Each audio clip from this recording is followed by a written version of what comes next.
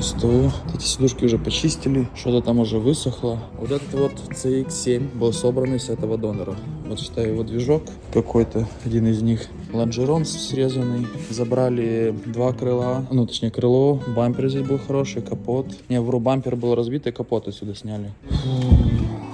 Здесь, смотри, еще можно забрать салон, забрать руль, торпеду, подушки, вон, эти уже, видишь, забрали, рулевую и пассажирскую. То есть это исключительно донор.